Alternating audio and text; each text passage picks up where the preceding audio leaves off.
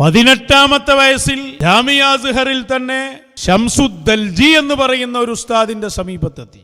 ശംസുദ്ദൽജി വലിയ ആലിമായിരുന്നു, വലിയ കഴിവുള്ള ആളായിരുന്നു. പക്ഷേ ഒരു കുഴപ്പമുണ്ടായിരുന്നു. എന്താ? മശായിഖിനെ എതിർക്കും. മശായിഖിനെ എതിർക്കും, അതോടുകൂടി പിന്നെ ഒരു ഫദ്ലുമില്ല. മശായിഖന്മാരെ എതിർക്കും. ഒരു ദിവസം സബക്കിൽ ഇബ്നു അറബി തങ്ങളെയും ഇബ്നുൽ ഫാരിദ് തങ്ങളെയും വിമർശിച്ചു. ചെറിയ വിമർശനമല്ല. അല്ലാഹ് അവരെ ശപിക്കട്ടെ എന്നും ഒരു കാഫിറാണ് എന്നൊക്കെ അങ്ങോട്ട് പറഞ്ഞുപോയി ശംസുദ്ദൽജി എന്ന അധ്യാപകൻ. ഇബ്നു ഹജർ തങ്ങൾ എഴുന്നേറ്റു.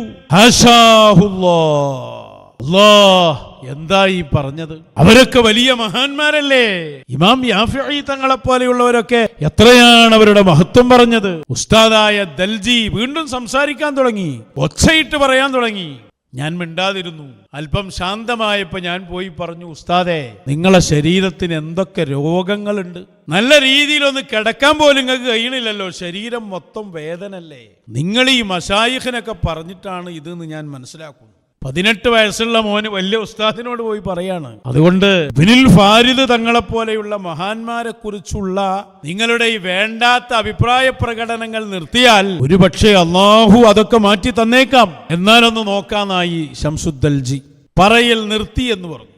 പിന്നെ ഒരുപാട് കാലം ഞങ്ങൾ അത് കേട്ടിട്ടില്ല എന്ന് ഇബ്നു ഹജർ തങ്ങൾ പറയുന്നുണ്ട്. ആ കാലത്ത് അദ്ദേഹത്തിന്റെ രോഗവും ഇല്ലായിരുന്നു.